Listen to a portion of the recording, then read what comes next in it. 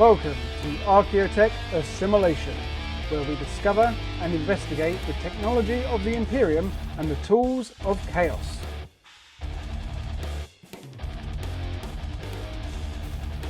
Hello everyone, and welcome to another episode of the Archeotech Assimilation from Iron and Ceramite. My name is John, and today I'm joined by Glenn. Hello mate, how are you? Hello, I'm very good. And yourself? I'm very good, mate. I'm especially good because we've got a Death Guard flavoured hammer and bolter to go over today.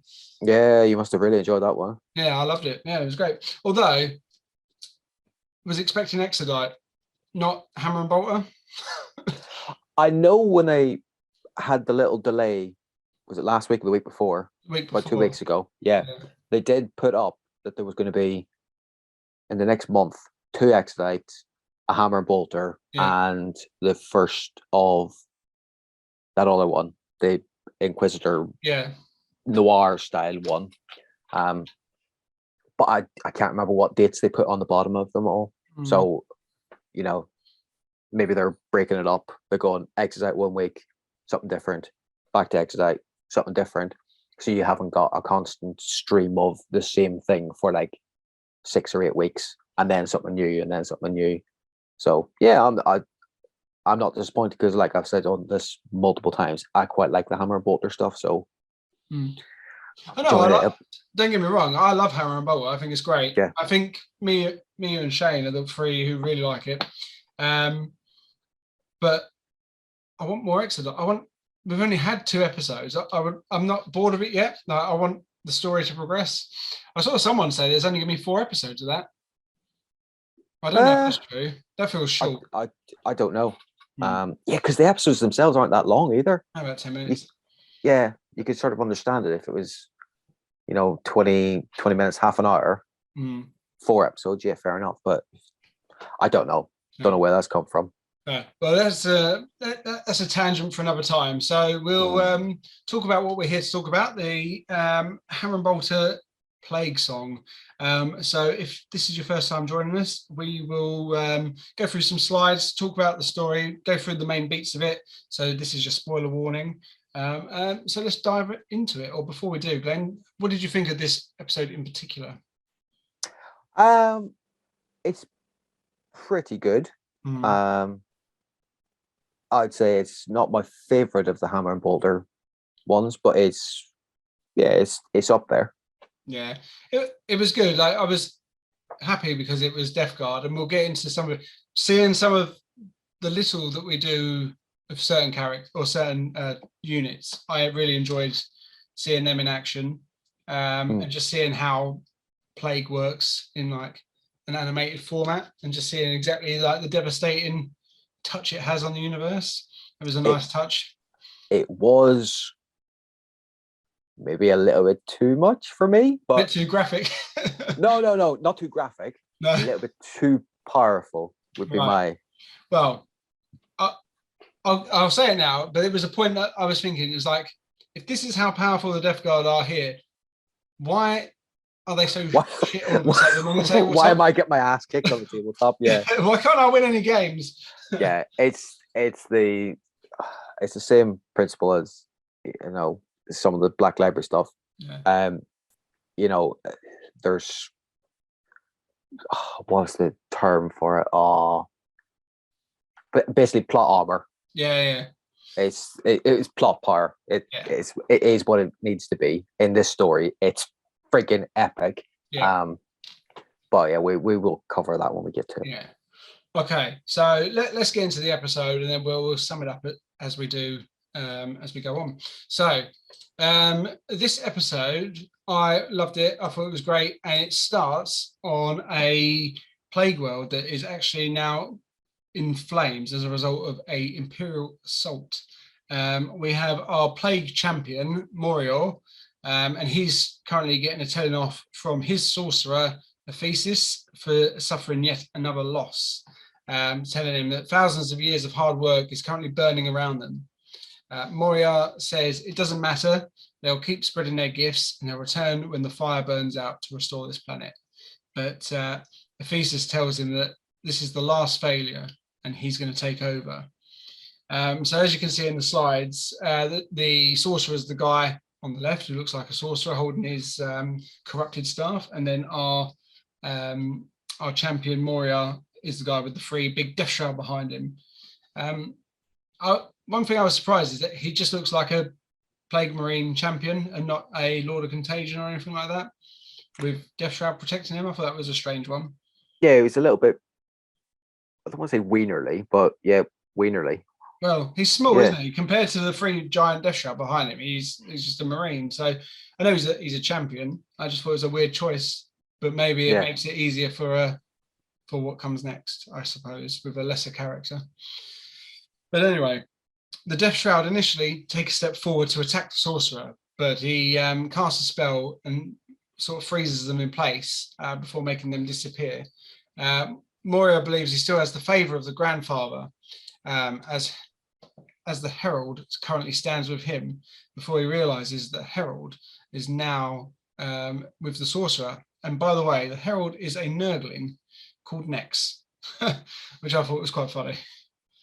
Yeah, I was expecting Herald to be something a little bit more substantial. Yeah, but yeah, all right, we'll go with that. I missed it the first time because it was like, at first I thought it was like a metaphor. It's like the Herald stands with me now. And when I watched it the second time and the Herald poked his head out behind his leg, I was like, oh, yeah, Herald is a nurgling. Yeah. But I like that. So Moria, he begins to protest, but then he starts to suffer as he is very violently transformed into a mutant spawn. Ephesus returns the Death Shroud and challenges them. They take a knee and bow to him, and he tells them that they have misunderstood his intention. Their bodies are no longer theirs to pledge to anyone. Only one of them can remain to pay their penance. And he casts a spell which kills 2 of them quite violently again, and the 3rd one manages to withstand the attack, although he's further mutated, but then is allowed to live. Some would say blessed with his mutations. Yes. It is Death Guard after all. Yeah, although it doesn't seem like a blessing. It seems like it really hurt. I thought they were supposed to enjoy it. Or not suffer. That would be the Slanesh enjoys the pain. Yeah. No, that's to be fair, it's quite an accurate kind of portrayal in my mind of like Nurgle's blessings. They suck. You're going to get a bit tentacly maybe, and a bit bulbous in places, but yeah, that's because he almost levels up as such, because he got a bit more hench and a bit bigger as well, because he was the Death Shroud. Yeah, he grew that horn out of his head. Yeah. Well, even his scythe grew extra spikes, so yeah, definitely an upgrade. And we find out, so this surviving Death Shroud is called Cephtus, and until now, obviously, they were silent, but they talk to each other now. And Ephesus tells Cephtus that he will now be his harbinger, and they chain up what's left of Moria and withdraw from the planet. They then traverse the warp and emerge in real space and come face to face with an Imperial fleet. Everyone on the Death Guard ship sort of loses their minds, except Ephesus, who is very cool, calm, and collect. And the Imperial fleet is guarding a facility housing astropaths. And we get where we've had it before, like we had a look on Angel's Death. You get to look at the inside of the Imperial fleet ship, and we've seen it on the Abaddon episode of Hammer and Bolt. We got to see inside a Chaos ship. Well, now you get to see inside a Death Guard ship. They need to pay their janitor more, their cleaning lady more, to do a better job. Yeah, there was a bit. It was a bit that I was sort of looking at. I wasn't sure if it was a creature or a bit of the ship, but whenever they first cut to the inside of it, there's just this thing eating a hand. Oh yeah, that was great. I wasn't sure if is that part of the ship, like consuming something, or was it just some weird gribbly that happened to be just sitting near a throne type thing, and it was just like on a hand. Like, what the hell? Yeah, it looked like a broken like air conditioning pipe or something. Yeah, with a mouth. Yeah, that was grim. But yeah, again, nice look into the Death Guard and how everything is just pain. Ephesus then orders them to carry on and board the facility. And Cephas tells them that they can't withstand the assault they're about to face. And Ephesus tells them that their work is already done. As per the grandfather's teachings, the seeds of the future can be sent to take root in the past. And with that, the Imperial fleet opens fire, and Ephesus gloats that they are too late, as the Imperial fleet then starts to rust and fall apart, and you can hear screams coming through the rocks as people are sucked into space, and the Imperial ship rots over. And then the Death Guard take forwards and land on the facility, and we get some really good shots of the Death Guard at work, killing the resistance, which I've thrown a couple of slides on there, where you've got the Plague Bringer spearing that soldier. Or is he a foul blight spawn? I should know. No, the Biologist Putrefier looks like he's sucking someone's brains out. And then you've got that third guard who just got caught in a bit of Plague Marine fart and melted. Yeah. I enjoyed that. That was a good scene. Just seeing the Death Guard at work. It was all very, very graphic, very Death Guard-y death as well, because like, just people melting, maggots coming out of every. But it was cool. I will admit that was really good. That was very, very fitting.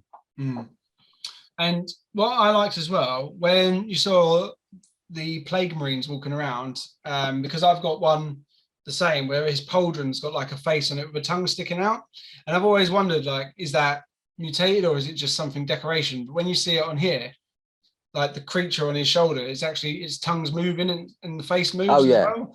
So I was all like the mouths on the stomach, and anything you see on Death Guard armor, that's living.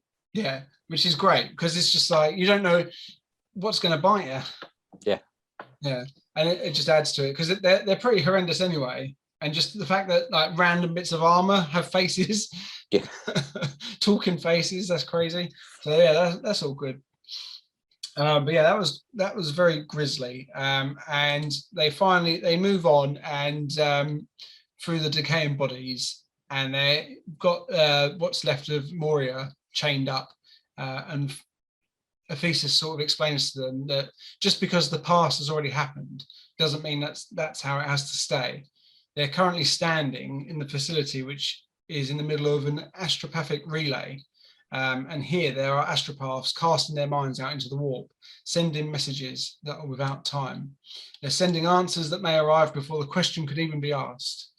I'm not really sure that Cephas really understands what he's saying, but he goes along with it anyway, because the whole time he's very much a naysayer, even though he's sort of been sworn to Ephesus' side. He just argues with him the entire time. Yeah, he doesn't see the grand scheme. No. And maybe he would not have come if he knows what's going to happen next. But they move up towards the center chamber, and Ephesus says they are nearly at the beginning. And they come to this very solid, big metal, thick door, which they can't blow up because it's well too protected and powerful. And it's obviously protecting something that the Imperium doesn't want protected. The little nurgling next jumps down to the floor, and Ephesus asks how long is it going to take to open the door, and Nex says it will take 7 hours for 7 signs to open the door. And he pulls out a sharpened bit of bone and begins scratching the door, and as he does, Cephas recoils in pain, and Nex turns laughing at him and says, 7 afflictions must the harbinger bear. And as he's sort of scratching and writing on the wall, Cephas is mutating, much like the others did, but only this time, once the final etching is done, he basically swells up and explodes all over the door. And with his guts covering the door, the ritual is completed and the door opens. They enter the chamber, and we see the astropathic choir hooked up, and Ephesus allows the head of Moria to emerge back out of the shoulder of the beast. And Moria begs to be killed, and Ephesus says he's not going to kill him. I don't want to deprive you of your redemption. And he throws, after a bit of talking, he throws Moria on top of the astropaths, telling him that he will now be the new message sent out, an unstoppable plague of mind madness. the astropaths are fused and mutated into Moria, and we see time go back and forth, which allow the events we've just witnessed to come true. And Ephesus ends the episode by saying, "The plague wind blows eternal." Yeah, so it's a bit of a sort of Doctor Who timey-wimey, wibbly-wobbly episode. Yes, yes. Yeah, it was interesting to see where they went with it, because like whenever they came out of the warp and they went towards the Imperial fleet, and I was like, there's going to be some serious plot armor for them to get through this. I was thinking, it's only about halfway through the episode, they gonna die. Yeah, but yeah, to spread a plague basically through time and space through an astropath choir was quite an interesting approach. Yeah, I'm still not sure. I know that he said that just because the past has happened doesn't mean that it can't, like the future can't still happen, whatever it was he said. I still don't understand how he got onto there, just because it's already happened in one. It's an infinite loop of confusion to figure out how he got there in the first place. Yeah, it's 40k though. This is the warp. Yeah. The warp did it. Yeah. There was the line where he was just, what did he say? When they said, the defenses are strong in the facility, and Sefta says to him, "How do you know?" And he says, "Well, I've already been there." And he's like, "Oh, when have you been there?" He went, "In a minute." Yeah. It's just like even more confusing. Huh? What? Yeah. I mean, it made sense that he was a sorcerer, and the various other bits and pieces. I like the nice little touches, like whenever they got into the choir, I was like, oh, there's 7 of them. Oh, I like that. So yeah, it was interesting, but like I said at the start, it seems a bit too powerful. Like if this had been Mortarian or someone like that doing it, you kind of go, all right, fair enough. He's infected like the whole of the Ultramar system in the existing lore. Yeah. This guy, a random sorcerer, has infected time and space with madness. Yeah. It's sort of like a bit much, but cool story. Oh, definitely, yeah. And it's like, how far is that going to go? The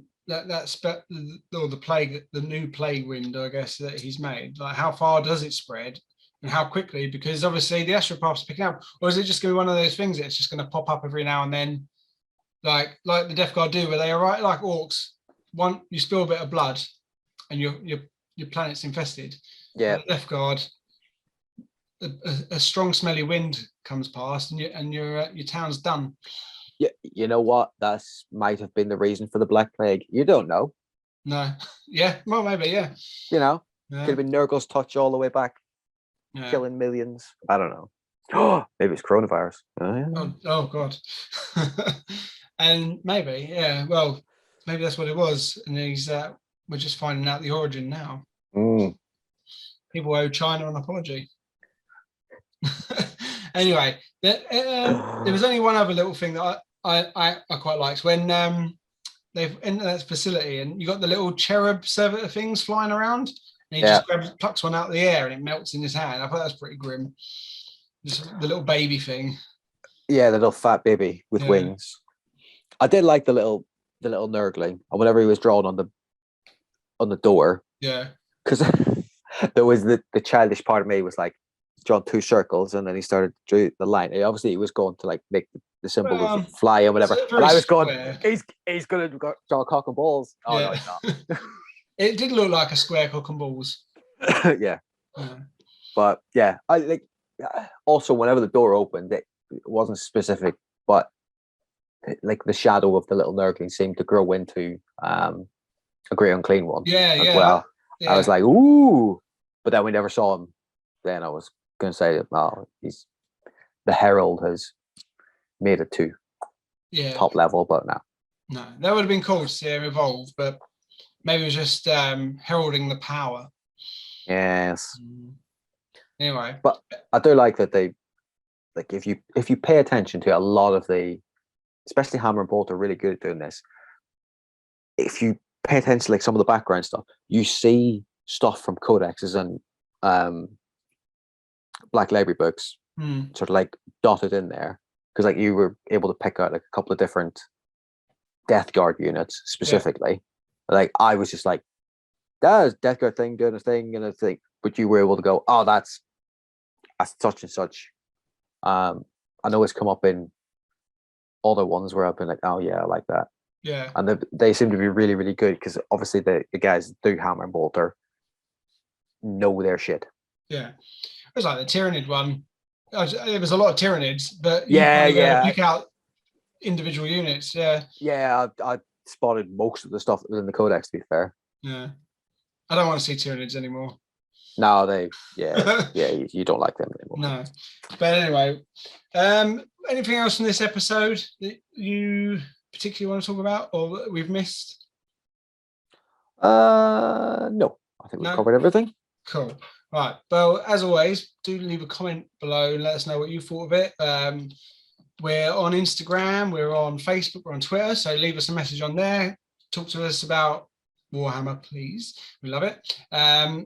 Do subscribe to the channel if you're new to us, and share it with your friends. We do have a podcast we have on the channel as well, but it's also available if you search Iron and Ceramite on any good podcast service. We've got a Twitch and a Patreon, and also if you do the tabletop side of the hobby, use our link down below for Element Games, where you'll get your hobby stuff at a discounted price. And if you want to play combat cards with us, then you can join our clan. If Glenn makes some more room, he's already kicking people out. Always kick one person out. So there is room. It's a test. There's room for one more in our clan. And I've started playing again and enjoying it now. Made some room today. And what happened whenever you started playing again? I called you pathetic. You did, yeah. Because I sort of didn't realize you hadn't been playing for a while. It was just like, look at the level of that. That's crap. Yeah, I sent an innocent screenshot to say that I was playing again. I'd been playing for about an hour, and you ridiculed me. I'm about 4,000 now. I'm at the Shroud of Hatred. Respectable. It's not too bad. I'm only half a way from you. I think you're touching 8,000. Probably about that, yeah. Yeah. Oh, well. So let's end the video. I'm going to go play combat cards and catch up. Thanks for joining us. See you later. Bye.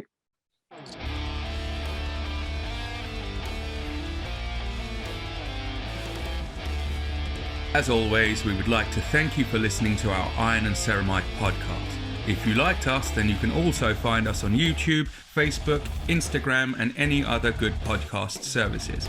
Just remember, in the grim darkness of the far future, there is only war.